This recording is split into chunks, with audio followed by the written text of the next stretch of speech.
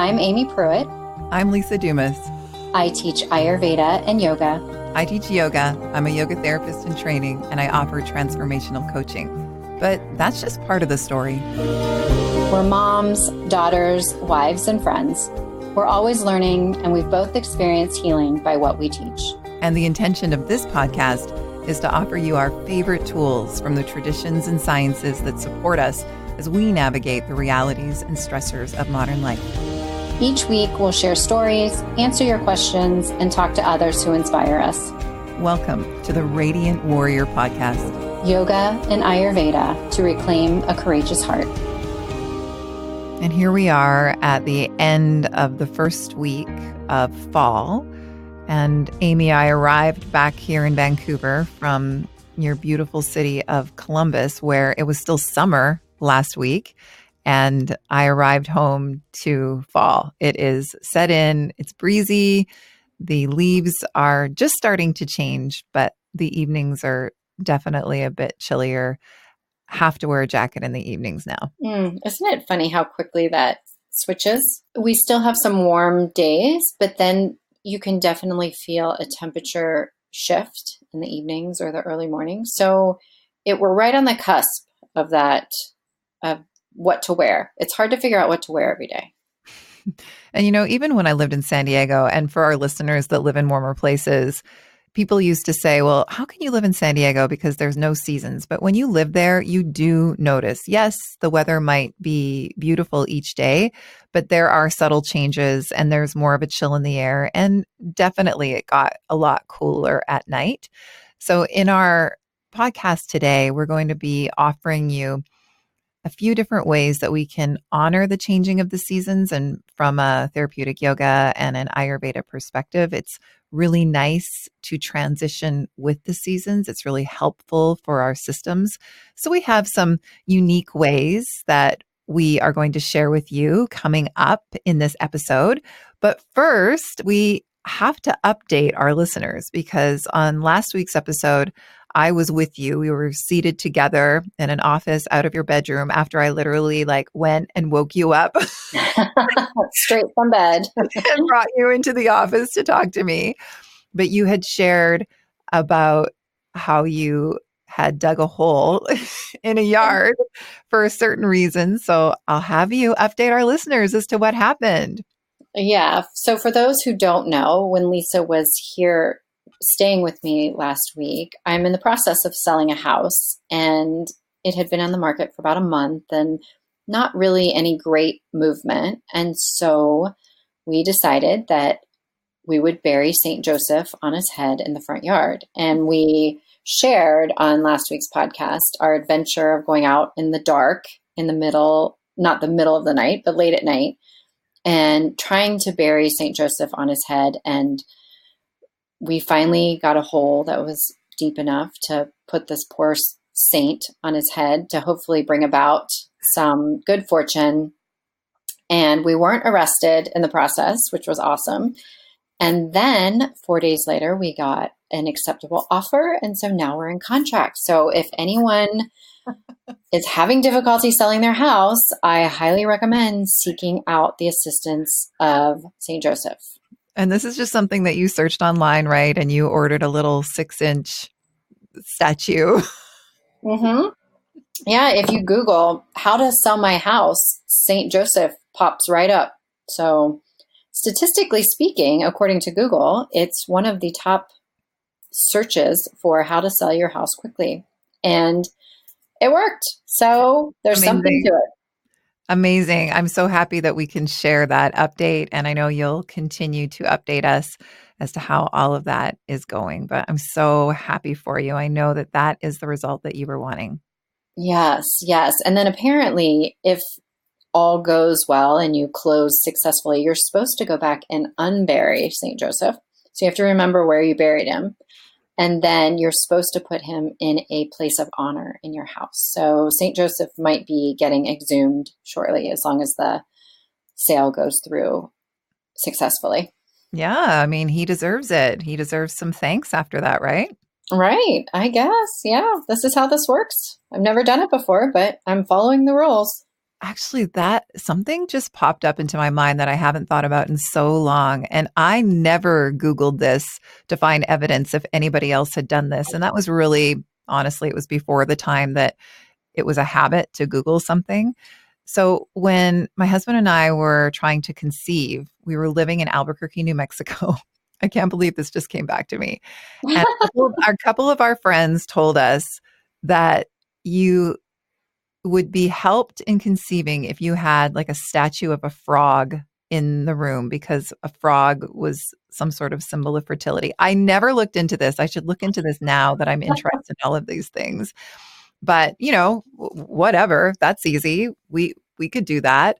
And so I think even the next time this friend came over, she brought this little wooden green puppety sort of frog. And wouldn't you know it? It was successful, and Yay. it was the same thing. If the frog was successful in helping you to conceive, you were supposed to put the frog in a place of honor somewhere in your home. And that frog, we still have that frog. Actually, oh no, you know what we did? We passed on that frog to my dear friend Kelly in San Diego, and they're on baby number 2. Yay, that frog deserves some big money.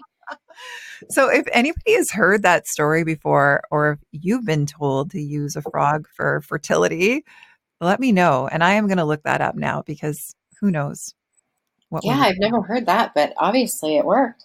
maybe it's just in Albuquerque, New Mexico. Worked a couple times. It did.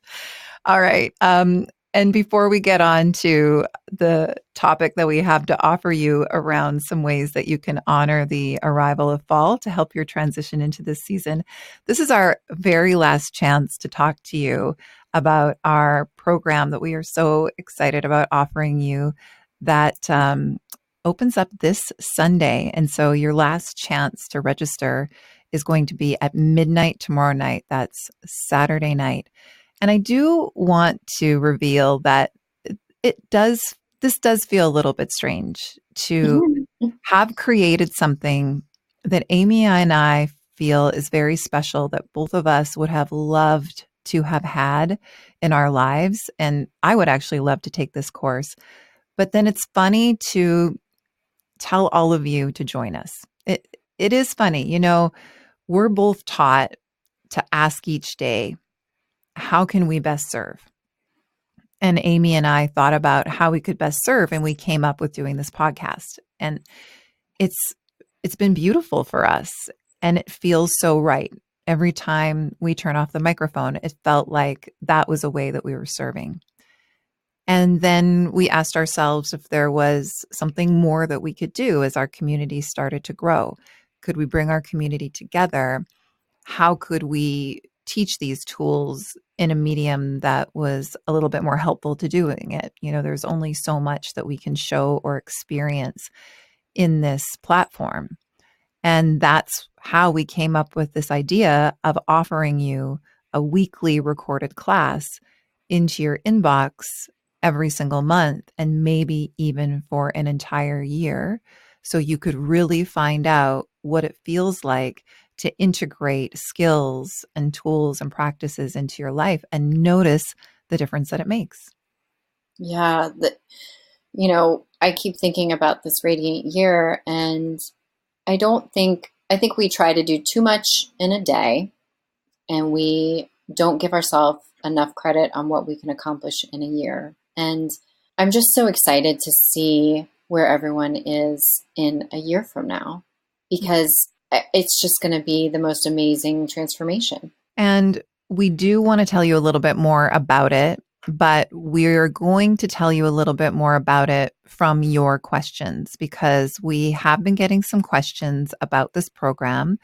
And so we're going to read you the questions and then give you the answers that we wrote back. And we send this out to a newsletter. We also posted it on our Radiant Warrior Facebook page if you're interested in going and reading about it. So this won't take very long if you've already decided that you're going to join us, or if you feel that this isn't right for you at the moment. But hopefully this will answer any questions that you have. And thank you so much for taking the time to listen to us talk about this passion project of ours because it really is the culmination of so much that we've learned. And we've just poured our hearts into the creation of this program. So the first question that we received said, committing to a year seems hard. I'm afraid I won't keep up with classes. So Lisa and I share that we are crafting a beautiful video class every week for the next year to offer you effective practices for transitioning through the seasons with ease and vitality. However, you can choose the monthly plan. If the program no longer serves you after a while, you can absolutely opt out. Your only commitment is the first 3 months to give the practices a chance to take root in your life so that you can show yourself you can move from surviving to thriving. Mm-hmm. Yes. So there is this monthly, really low cost, low commitment option. And if that is right for you, that is wonderful. And jumping in and committing to a year is also wonderful because it really gives these practices a chance to take root. So the next question that we answered, I'm considering the one-time yearly payment option. What can I expect from that? Well, aside from enjoying the savings that come with that, you'll have the comfort in knowing that every week you'll have the chance to explore specific tools, skills, and inspirations that will support you in cultivating more energy, self-compassion, and contentment. Depending on the season, we can tend to feel either anxious, like we can tend to feel in the fall right now, emotional, or lethargic. Our therapeutic yoga and Ayurvedic teachings will meet you where you are, empowering you with personal practices and inner resources to take care of yourself in the face of overwhelm or negative self-talk. Each week, you'll experiment with tools to calm and energize your body, create a kinder inner dialogue in the mind, and cultivate a renewed connection with your inner guidance system. At the end of the year, it is the intention of Aimee and I that you will have created a practice that is all yours, that becomes something so entirely nourishing for you that it calls you out of bed in the morning, bolsters you in a weary afternoon, and reminds you that you are already enough just as you are. Our next question, what's the difference between therapeutic yoga and yoga? So therapeutic yoga offers an intelligent blend of systems from the sciences of yoga, Ayurveda, Western psychology, and personal development. It meets an individual where they are and seeks to ease suffering. When we feel better, we think better and do better. And it is our hope that this program is a gift to you and those you are in relationship with. The practices available in this vast arena are specific prescriptions for creating a life of meaning and more freedom. Yes, I love that. I want to comment on that. Even though we're sending you videos that are practices, so many of them can just be these little mini practices that you're doing throughout the day. There's nothing formal about it. You don't have to be wearing anything specific. You don't have to be sitting in a specific way, but something just might happen. It's like, oh, I'm going to need to breathe in that way right now, or I'm going to need to explore that tool or that thought or that skill to get me through. And so it's really empowering you with life skills. Mm-hmm. Yeah. All right. We also had a question about what the heck is Ayurveda? What is Ayurveda? You can add to this, but I'll read the answer out that we wrote back. Ayurveda has been called the sister science to yoga or the science of life. It's a system that views a human being through 3 vital energies called doshas. In our program, A Radiant Year, you're going to get an idea which dosha you're predominant in and how that's powerful knowledge in knowing what practices, foods, and concepts are most balancing for you. Ayurveda just makes so much sense to me, and I hope it resonates with all of you as we share these practices. So, yes, what is Ayurveda? We will find out together. Yeah. Next question. What if I want in, but it's not a great time for me? So we will be opening the doors for a Radiant Year seasonally. However, this is the one and only time that the founding members price will be available. We want to offer you something special for coming in as we begin. And fall is also an excellent time to begin building a supportive personal practice before the busy holiday season arrives. And finally, what makes this digital program different from others? And we get that. We know that there are so many choices out there.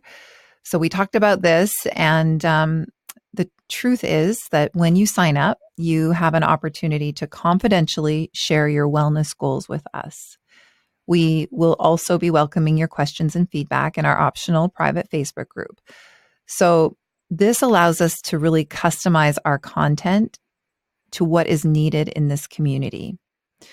We have a chance to offer much more than we're able to do in public classes, and we're really honored to have the chance to serve in this meaningful way. So, Aimee and I are going to be recording these videos that you'll be receiving each week just a few days before you receive it. And we're doing that so that we can keep it really current and really meaningful for the people who choose to be in this community. We're already so honored with the wellness goals that you are writing us about. And we are making sure that we are going to tend to those wellness goals. And we are going to offer practices and skills for those as we create this radiant year with you. It really will be a beautiful co-creation. So the last thing to say about that, tomorrow is your last day to sign up. So please go to aradiantyear.com and you can read more there, or you can immediately go to choose either the one-time yearly payment or the monthly payment. And you'll be sent a little document that invites you to share your wellness goals for your minds and your bodies and your hearts with us. And we get started this Sunday. And full disclosure, Aimee and I just finished recording the very first class that's going to be sent out to our community on Sunday. And it just felt so good. It felt so good. I can't wait to share it with everyone. They say, I have experienced the idea of this word dharma, Dharma. And in these realms of yoga and Ayurveda, we use this word to talk about being in our purpose. And we all know when we do something that feels really right, when it lights us up and it gives us energy rather than depleting us.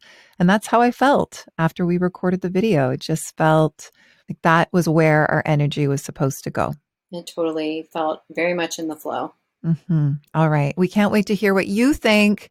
And we can't wait to meet you beginning on Sunday. And so now on with some tools that we can offer you right here, right now, for the season that we are in the midst of transitioning in fall. The kind of practices that we'll be offering within our program, they can support us in every transition when it comes to seasons, but they can also support us in the tiny transitions that happen all along in life. And I did want to share that. I wanted to share that since we've spoken last week, a couple of things have cropped up, some concerns, things that happen in life where you have something to worry about. And that is when you need your practices. That's when you need to have already practiced something so that you fully have it integrated and you have it at the ready. So I've really been using my own personal practice as things do feel like they've been ramping up this fall for me. Like it really does feel like everything that we read about when it comes to Vata season, how things get a little bit more turbulent, how things get a little bit more busy, it does feel true. And I'm happy that I'm able to sit back and remember to observe that rather than make it more of a story and sort of move into be caught up into the spiral when it comes to what's happening. Can you share a little bit more about that? Well, it isn't all my story to tell, but what I'll say is life hands you changes. And these are the moments where we remember that there's very little that we can control. Mm-hmm. We cannot control the decisions of others that are going to affect us in many different ways.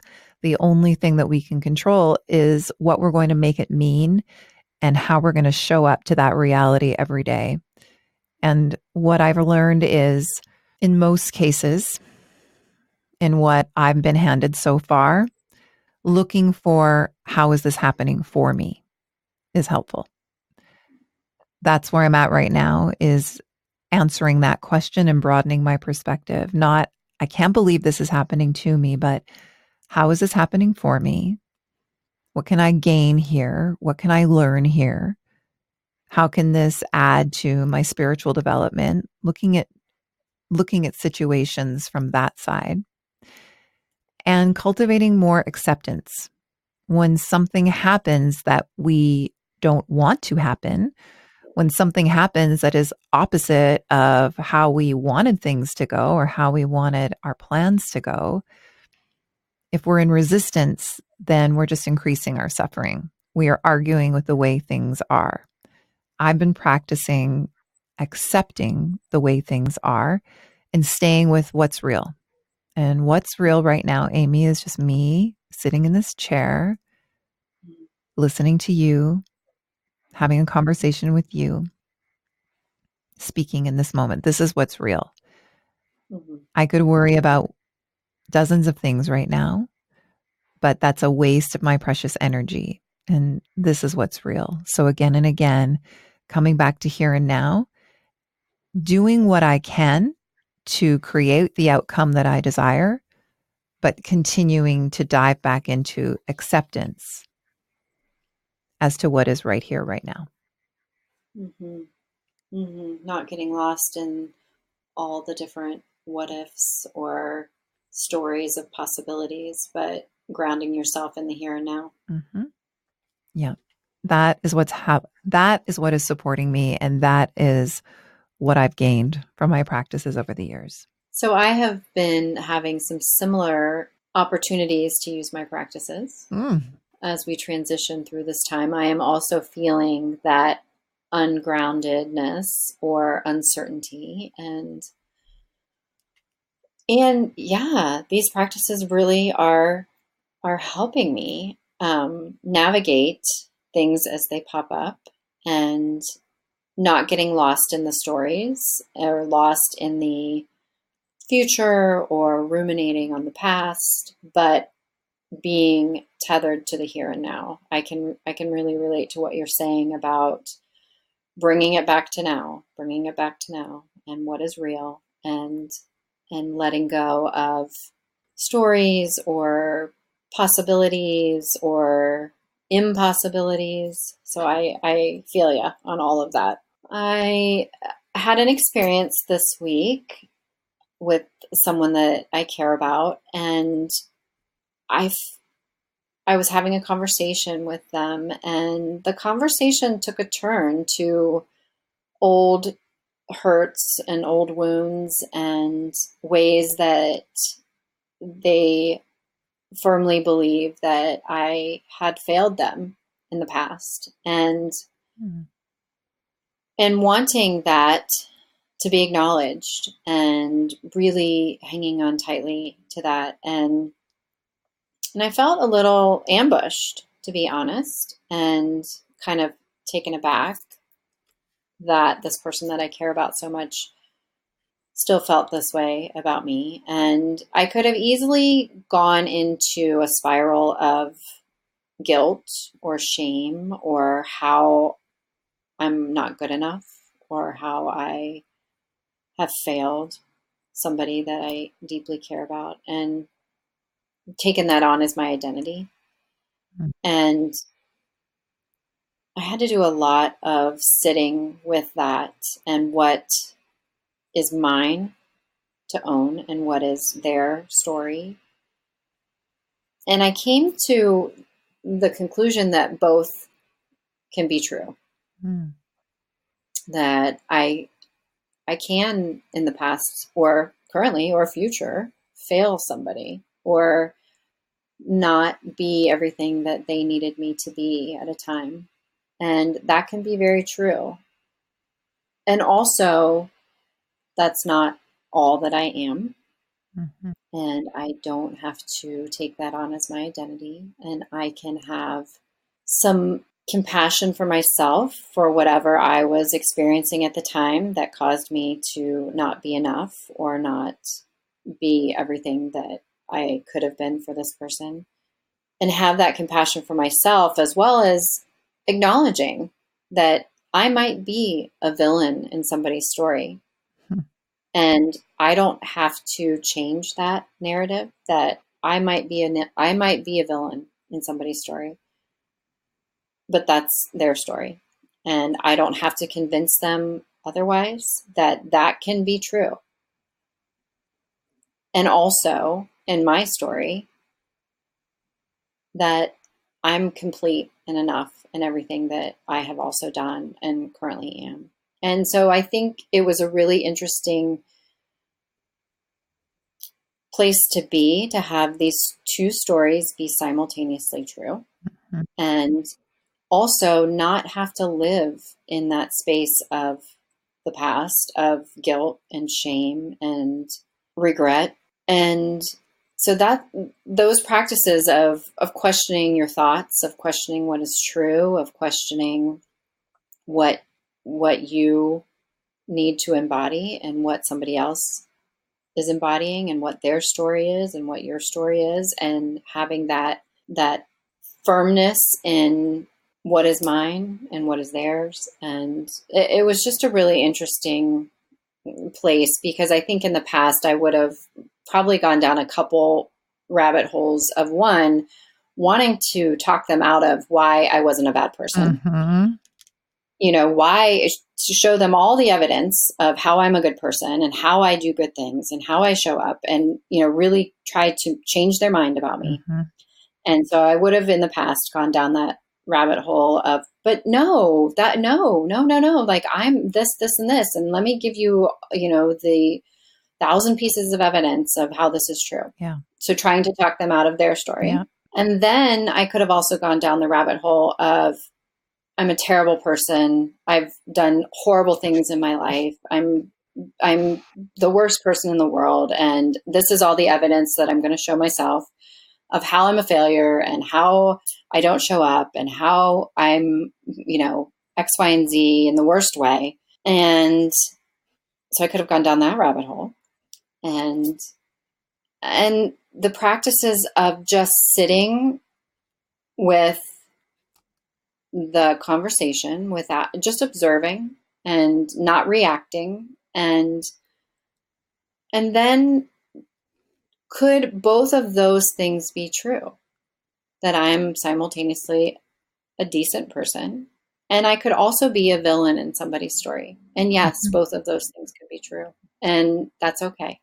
And going back to the here and now, just doing the next right thing in front of me, and just keep doing the next right thing in front of me. And that's all I can do. And I can't change the past. And I know in my heart that I did what I did with the best of my abilities at the time, with the knowledge that I had. And I can only continue to grow and gain new knowledge and try to improve me and what I can do in the world. And that's where I'm at. And I know that this self inquiry and this examine life that we have been on, this journey of self inquiry and examining all those things, has really supported me in that process, specifically around this thing that I had happen this week. Yeah. What comes up for me as I listen to you is that, first of all, how relatable, how much energy have we all spent to try to talk somebody out of the stories that they have about us? It's, oh, it can be excruciating to find out Yeah. what somebody thinks of you, and that somebody, thinks that you're hurtful, or that you're unkind or selfish, or whatever somebody else's story is, and that we are all things. And it is just as uncomfortable to accept that we are not just the sunny side of our personalities, that we are also unkind, and we're hurtful, and we're jealous, and we compare ourselves, and we're selfish, and we don't listen sometimes, and our actions do fall on others in ways that we wish that they wouldn't. So that's incredibly relatable, Aimee. And thanks for sharing that. And I love too how the outcome was you find some compassion for yourself by realizing that you're growing and you're learning. And actually, when I was visiting you in Columbus, we had a conversation that I really grew from, because we had a conversation where we were just not quite understanding one another. And I feel so proud of us because um, at the end of that conversation, I realized that I could have been a better listener. Like, I realized that there was things that I could do that would have been better. And I loved that. Like, I love that we had the kind of relationship where I really learned from that. And I let you know that I learned from that, and that I knew that I could do better in future conversations, because all partnerships, marriages and the parent-child relationship and business partnerships, they're not going to be easy.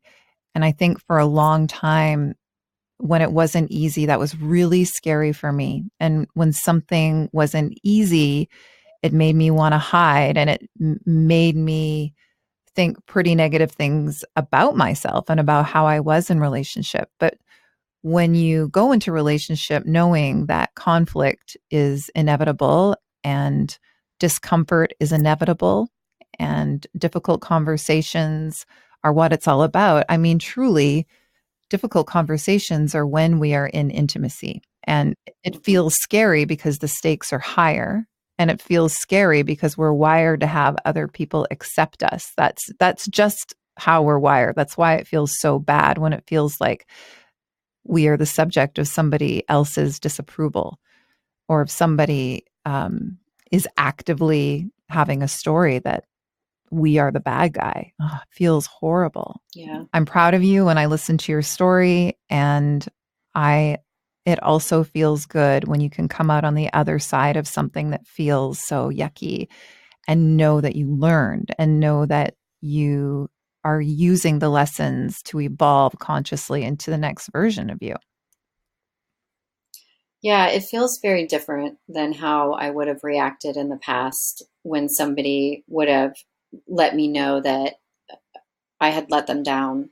And in the past, I would have immediately reacted and immediately tried to change the narrative and change their mind. And, or I would have just gone into this horrible, yucky spiral of I'm full of shame and I'm a terrible person. And so this felt very different. And I really am so grateful for the tools and the practices that we have learned over the past couple years to support our journey of growth and acceptance and honoring our true nature. And Mhm. I'm just very grateful. And that does make me think of after we had a conversation that was, just slightly difficult, because it was just based on really wanting to explain to another, and coming from slightly different perspectives. But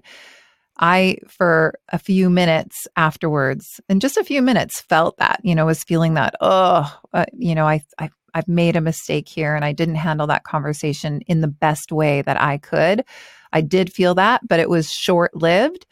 And there was even a moment, and it was because of the breath. I took a few breaths, and I felt my body, and I got present. And I was like, well, I could have done better. And I simply just said that to you. I could have done better. I'll do better next time. And then it was done. It was done. Hmm. Yeah. And I appreciate that we could communicate in that way. And I haven't even said this to you yet, but I feel this whole new level of intimacy with you after that last trip. Yeah, the fact that you and I can have difficult conversations or even misunderstandings. And I think for women especially who have had past sister wounds or traumas with friends or have been hurt or wounded by girlfriends or best friends, it's a scary place to have conflict with somebody, with a friend that you're so close to. And it can be very scary and very triggering. And I am very proud of us too, that you and I are able to have had that conversation, had a difficult conversation, had some misunderstanding, and end it with the same, if not more, love and admiration for each other. And we are better than ever. And you and I can have those conversations knowing in the future that we're not going to break up. We're not going to walk away from each other. We're not going to, not be in each other's lives, that we are safe around each other to have those conversations and be okay. And you know why I think we're safe? This is like healing a sister wound in real time, by the way. I think we're safe because we both know what's ours.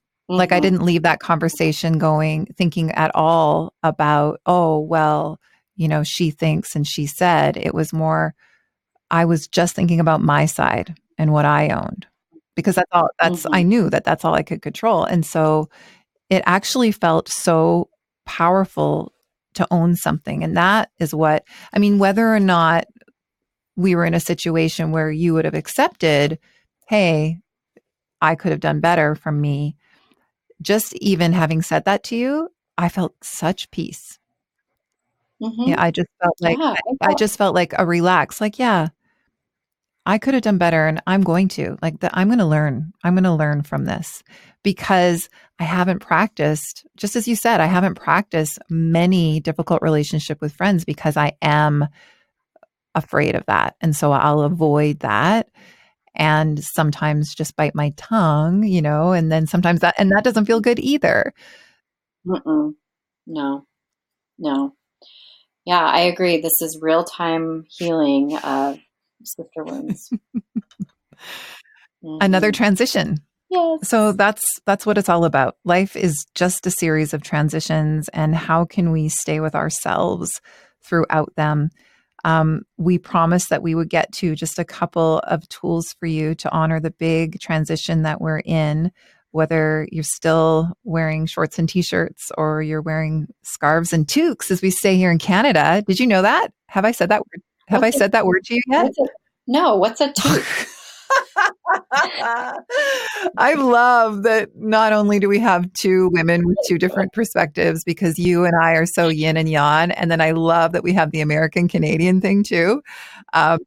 Yeah, a toque, I think, based on my time living in San Diego, my San Diego friends called it a beanie. So it's like a winter cap. Oh, okay. I know what a beanie is. Well, what do you think? What is a beanie to you? Like a hat. Like a cap, like a cute little winter cap. See, toque is just so much easier here in Canada. We know exactly what it is. Yeah, it's like a knit, warm winter toque. I don't know where that word came from. That's something else that maybe I need to Google, just like the fertility frog. But yeah, it's a toque here in Canada, and I've seen some people wearing them here in Vancouver. I think that's overkill. I don't think it's that cold quite yet, but it'll be toque weather soon. I learned something new today. I have never heard that word, and I would never know that that's what you were talking about. I know. When we lived in San Diego, a neighbor came over and they had done a little bit of research on Canadian terms, and they were like, Cliff and Lisa, what's a Chesterfield? Do you know what that is? I have no idea what a Chesterfield is. What's a Chesterfield? That's also an English thing. It's a couch. A couch? Oh, maybe I don't know if I could. Nah, no, I don't think so. You don't call them Chesterfields in the Midwest? No, we call them couches. And we don't even really, we might say sofa now and again. Mm-hmm. Mostly it's the couch. And what about housecoat? A housecoat is a robe. Yes. And okay. I have one more for you. Okay. Parkade. Like the floor? I think that's like a parquet floor. A parkade is like a parking structure. Oh no, I never would have got that. That's a parking garage. I don't know why parkade. It's kind of, I don't know. It sounds nice. It sounds kind. It sounds like a mini parking garage, but it's not true. We just call them all parkades here. But yeah, now it sounds like a lovely place to park your car. Yeah, but I speak fluently Canadian and American now that I've lived in both countries. Oh my goodness. What do you call soda? Well, okay. Since I've lived in the States, I call it soda as well. But here in Canada, and I think in some states, you say this too, pop. We say pop. There we go. A meeting of the minds across the border. Finally. Oh, This is going off the rails. We're talking about fall. I love it, though. I love it. I'm so excited that I'm finally learning about Canadian culture. So when you are wearing your toque or your beanie and you're outside exploring the cooler weather, that's actually a great way to honor the transition of the season is be out in it and be present with the really subtle transformations that are going on. And I've been intentionally taking my advice and putting myself first because I am in the midst of some pretty full days right now. And I'm walking my talk and I'm making sure that I'm taking care of the movement that I might need and the connection in nature that I might need because there's a lot going on right now that is keeping me inside. And a lot of us have that life, right? Like we just can't go out for a walk in nature whenever we want. We wish we could. Some of us can't, but we all can create the time. And that's what I've been doing. And instead of listening to something or being on the phone or letting my thoughts wander, I've been very purposefully feeling my feet on the ground, feeling the chill in the air with acceptance, and noticing just the subtle shifts, how more leaves are on the ground and how it feels to crunch on those leaves as I walk over them, and the subtle changes in the colors of the deciduous trees. So being with nature and being outdoors and going for walks, these are all ways that we can balance the dosha of vata that is up at this time of year. So that's my first little offering, Aimee. Yeah, I would agree with that. I think we spend so much time moving from place to place, like in our cars or on transit, that we don't spend enough time outside. And everywhere we go is very temperature regulated, usually. And so we can lose that sense of what it's actually like outside. And like you said, going outside, like being outside, is such a way to connect with the change of the seasons. And I would add to dress appropriately, wear your toque, because I see so many people outside who really resist the change of seasons with the way they dress. And this is the time of year that I just get so excited because I have about a million scarves and I wear a scarf every day from now until May.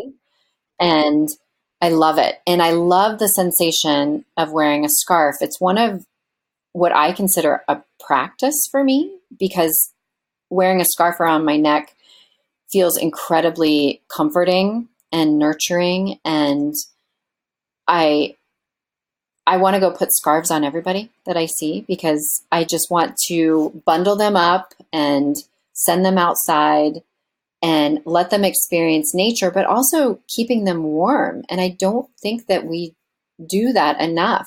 You know, we wear our high heels still, or we wear our fashion in a way that maybe doesn't cooperate or complement the weather outside. And so that's what I would layer on is to begin to look at the way you dress when you go outside and really dress for the elements and keep yourself warm, keep yourself dry, spend time in nature, but also wear a scarf. It's an Ayurvedic practice, totally, to keep yourself nice and warm. And then you're showing your kapha colors, the dosha that is in balance, all about nurturing others as your practice is Yes. scarf wearing. And if you really want to balance vata, the dosha that is up at this time of year that can create anxiousness in the mind and spaciness and that lack of focus, the dosha that's very turbulent, you could wear a blue scarf, right? Because that's one of the colors Yes. that is pacifying to vata. Yes, yes, yes. You could wear a blue scarf. You could wear a brown scarf. You could wear an orange, maybe a darker orange scarf. any of the grounding colors or the colors that you see out in nature. Those might give you a hint on colors that are grounding. And yes, but even if those aren't your colors, just wear a scarf. And as you warm your body on the outside, Ayurveda would also say to warm it on the inside. And this is a good time of year to warm up your food. You know, I think a lot of us feel like Mm-hmm. we're being healthy if we eat a salad. And if you feel Mm-hmm. great after eating a salad, great. Like, we're not here to tell you what to eat. We're just saying that at this time of year, Ayurveda would say, well, if that salad still feels really good to you, can you warm it up with warming spices, or can you have a warm salad, or can you put heavier oils on it so it does feel very unctuous and very grounding? Mm-hmm. I love that word, I think I learned unctuous. it from you. You learned Took and I Mm-hmm. learned unctuous Just we're expanding each all the other all the time. time. Yeah. Yeah. People, can be very attached to salads or smoothies, and just maybe look at that in ways that you could change it up a little bit to bring that unctuous quality in. Unctuous meaning fuller, heavier, moisture. You could, if you like salads, I love to recommend grilled salads. Do you ever grill Yeah. your salad? Yeah. Oh, so good. Hmm. Or changing up the dressing that you have, and like you said, making it oily, a little more oily, and maybe adding some more spices or pepper to what you're eating. Pepper is very warming to the body, and some black pepper on things can really warm you from the inside out. Hmm. And then finally, what we'll offer to honor the transition into fall is some personal inquiry, some self study, one of the paths of a complete yoga practice. And in our first class of a Radiant Year that's going out on Sunday, we offered our community a specific personal inquiry, and we have a different one here for you, our dear podcast listeners. And the question that we have is, what am I harvesting? Because this time of year in the fall, we're harvesting certain vegetables and fruit that have been growing all season long. It's harvest season. So, what are you harvesting from the gifts of the past season? And Aimee, you know I'm going to ask you your answer. Mhm. I am harvesting all the benefits of my hard work over the years related to this studio. At the beginning of this year, I didn't know that the studio was even a Mhm. thing. But I had an idea, and I put steps in place to make it a reality. And now I actually have a place to go to and a place to offer to my students. And that is one thing, a big thing that I am harvesting right now. That at the beginning of the year, I was planting seeds. I was reaching out. I was investigating. I was saving money. I was working really hard with this vision of a brick and mortar studio that I could create for my students. And now it's here. And there's a sign on the door, and I have keys that unlock the door, and I flip a switch and the lights come on, and people show up, and it's just really exciting to witness that, because at the beginning of this year it was just a seed, and now it's actually a It thing. sure is. It is so beautiful. It was such a pleasure to teach in that space, and I can't wait to come back. I can't wait for you to come back. For me, I could answer this question in a number of ways, but what I'm going to choose to focus on right now is, I think I'm harvesting the gifts of the personal work that I put into my relationship with my daughter. I've talked pretty openly on this podcast about how it has been an active practice in my life to practice acceptance and compassion for the both of us, and to practice cultivating a real deep, unconditional love. And I've done that in a few ways where I've cultivated a love from something greater than me. And that's just personal for me. I actually look out in nature to connect with that. In order to stay connected to that, in my day-to-day relationship, which can be triggering, all the things that we were recently talking about. Talk about being the bad guy in somebody's story. Just be a parent, Mm-hmm. Mm-hmm. And Yeah. and I know that the only thing that we can count on is that things will change. But in this moment, since I have been home from my trip, and every time we travel, we come home changed because we've grown. There has been a lot of harmony and ease and trust and laughter in that area of my life. And instead of waiting for the other shoe to drop and for that to change, I'm just going to relax and really drink that in and enjoy that. I love that. Mm-hmm.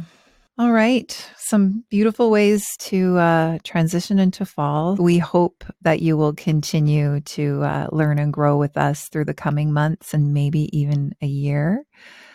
We'll talk to you next week. And for some of you who are joining a Radiant Year, you will see us in the comfort of your own home this Sunday, first class, delivered to you with all of the other material that comes with it. We are so happy with the result, and we're so excited to share it with you. Yeah, we can't wait to see you. Bye. Love you, Aimee. Bye. Love you. Thank you for listening to the Radiant Warrior podcast. If you found it valuable, please leave us a positive review to help others find it. And please check out the Radiant Warrior podcast on Instagram and Facebook to leave us your questions and find out where you can come and practice with us next.